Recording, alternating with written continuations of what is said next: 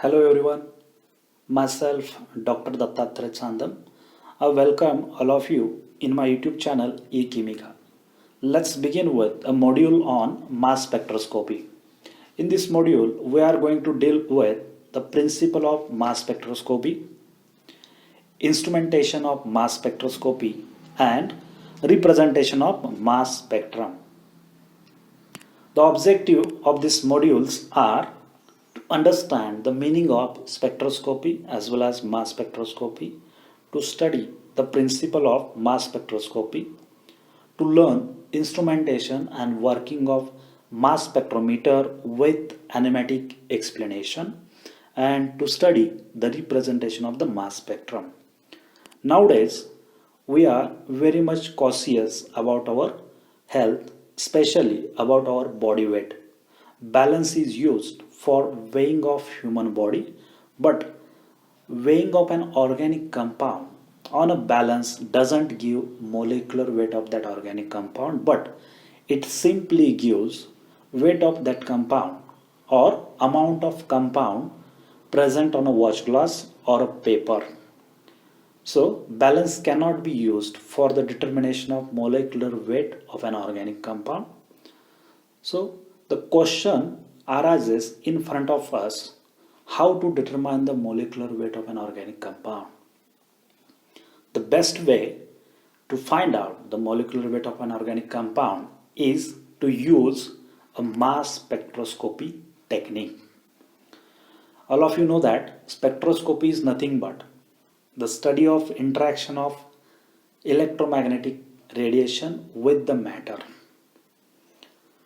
But mass spectroscopy doesn't involve any type of electromagnetic radiation, rather than it uses basically high energy electron beam. Therefore, mass spectroscopy is not true spectroscopic technique, but the results that we are getting, they are comparable with the results obtained from other spectroscopic technique. Therefore, mass spectroscopy is also called as mass spectrometry. Let's begin with the principle of mass spectroscopy. Before starting actual principle of mass spectroscopy, let's perform one experiment in a two-part. I have three balls with different shape and size and weight, and one inclined surface. I have put that ball on a plane surface and allow them to roll down one after another like this. This is the first ball. This one is the second ball, and this is last ball. When they allow to roll down the surface, they came at a point which is common to all. So at one point they came down. This experiment is performed in absence of air. Now in a second part, this experiment is once again performed in presence of air. So this is an inclined surface and these are the balls, and I have put the fan. Just see the traveling path of each ball.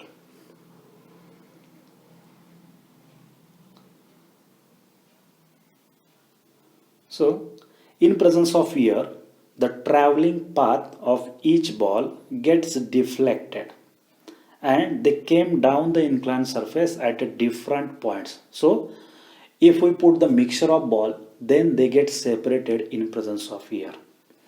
So deflection and separation is occurred in presence of air, and this is the basis of mass spectroscopy, and this analogy is used in the mass spectrometer. In physics, we have learned that the charged particles are deflected in presence of electric or magnetic field. This forms the basis of mass spectroscopy. In mass spectroscopy, the big organic molecule or organic compound is broken down into a small fragment, and that small fragment they are passed through a magnetic field where they get separated. So in mass spectroscopy, what happens?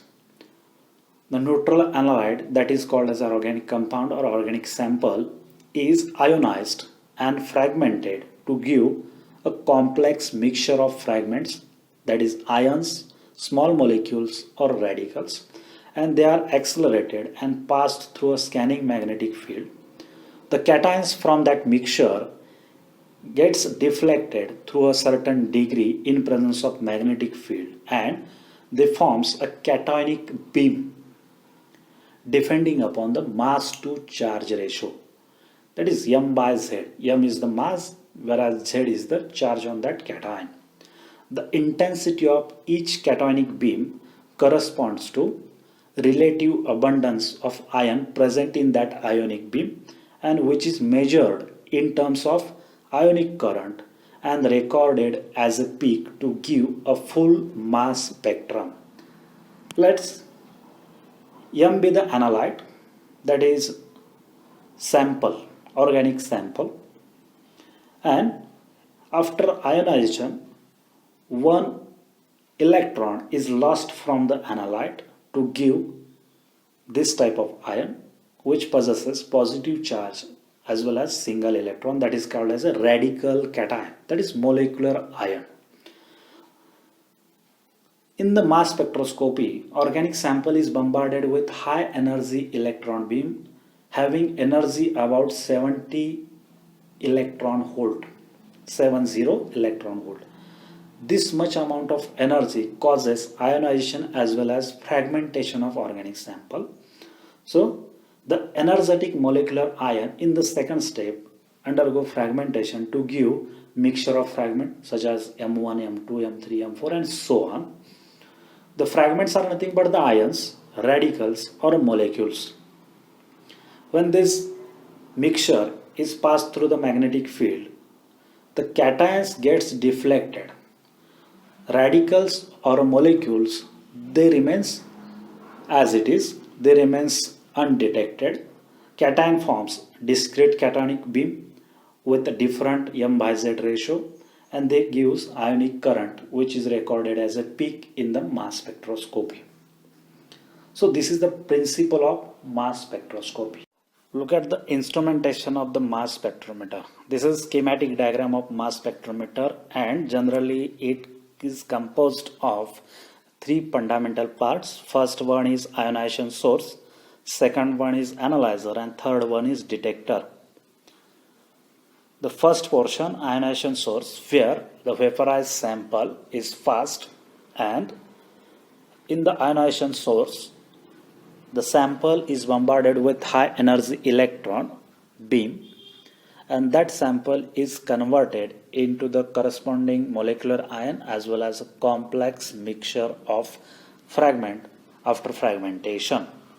The first portion is ionization source.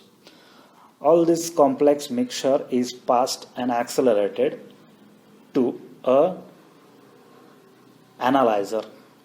The analyzer portion is composed of a simple magnet which generates a magnetic field, and last portion, which is composed of amplifier, recorder and data system, is nothing but a detector. All these portions are shown in the diagram. All these portions or all these parts, they are maintained at a high vacuum to facilitate easy traveling of ions from ionization source to detector without any hindrance or interference of the air. So vacuum pump is attached to maintain high vacuum. Then after this instrumentation, we have to look upon the working of mass spectrometer, how the mass spectrometer works. The working of mass spectrometer or mass spectroscopy is very much simple one. A gaseous phase neutral analyte, when it is passed in an ionization source, it undergo ionization and fragmentation by bombarding with high energy electron beam to give a mixture of ions, molecules or radical, that is called as the fragments. This mixture is passed and accelerated through an analyzer.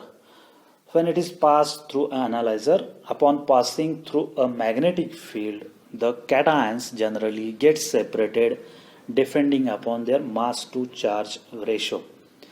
These separated cations forms their own cationic beam and falls on the detector. This cationic beam generates ionic current which is proportional to the ionic density, that is called as a relative abundance of that ions in the cationic beam. And this ionic current is passed through an amplifier and recorder which records the ionic current, and peak is obtained at a corresponding M/Z value in the mass spectrum. Molecular ions and different types of cations gives their peaks in the mass spectrum. All these three portions or three fundamental parts are maintained at a high vacuum that we have learned in the earlier part. Mass spectrometer recognizes, measures and records cations only. A neutral molecules, radicals remains undetected and they are removed through a vacuum pump. So this is a simple working of mass spectroscopy. Big molecule is converted into small parts and these small parts gets traveled through an analyzer where they get separated according to their mass to charge ratio and gives a corresponding peak in the mass spectrum. Now look at the kinematic explanation of this working of mass spectrometer. So this is the mass spectrometer. Then I have a vaporized sample. This is the vaporized sample. It is bombarded with high energy electron beam. It removes one electron and it gets converted into molecular ion, and after fragmentation it gives this type of ions, radicals or molecules, that is a complex mixture. Then this complex mixture is passed and accelerated, and it accelerated through different types of plates having positive and negative charge. The speed of this complex mixture gets enhanced and they came into analyzer where a magnetic field is generated by the magnet, and after passing through a magnetic field the cations get separated depending upon their mass to charge ratio, whereas neutral molecule and radical remains undetected. When the cations they form a cationic beam, they falls on the detector, and after detector they came in contact with the amplifier and they gives a peak in the data system as follows. And we get three types of peaks having different intensity. The intensity of this peak that gives the ionic density or relative abundance of that ions in the ionic beam. Then the mass spectrum is represented by plotting a relative abundance of ions versus mass to charge ratio. A simple mass spectrum is shown in the top left of the slide, where we have new terms like base peak, molecular ion peak, M+1 peak, relative abundance versus mass to charge ratio. This type of mass spectrum we are obtaining after the working of mass spectrometer. So base peak, when we compare the intensity of all the peaks, we found that base peak is nothing but the most intense peak having higher intensity. Molecular ion peak is nothing but the peak which is giving a molecular weight and having highest M/Z value, mass to charge value. M+1 peak or M+2 peak, these are the peaks which obtain beyond the molecular ion peak, but intensity is too small, and they are generally called as isotopic or satellite peak. They are observed due to the presence of isotopes of carbon, hydrogens or halogens. So isotopes of elements gives isotopic peak. Let's have an example of methane. So methane having molecular weight 16, it gives a molecular ion peak at m by z 16 and m plus 1 peak appears at m by z 17. Now when we look the mass spectrum of methane, the molecular ion peak is having highest intensity. That's why it is a base peak also. So molecular ion peak and base peak are same in the methane. This is how the mass spectrum is represented. It is very much simple. Line diagrams are there. So when we plot the relative abundance versus mass to charge ratio, we get different types of peaks or different peaks at a corresponding m by z value. This is nothing but the mass spectrum. From the mass spectrum, we can easily find out the molecular weight of the organic compound, and after getting the molecular weight, we can easily deduce or estimate the molecular formula of that organic compound. Module, we have learned the meaning of spectroscopy and what is meant by mass spectroscopy, why it is not a true spectroscopic technique.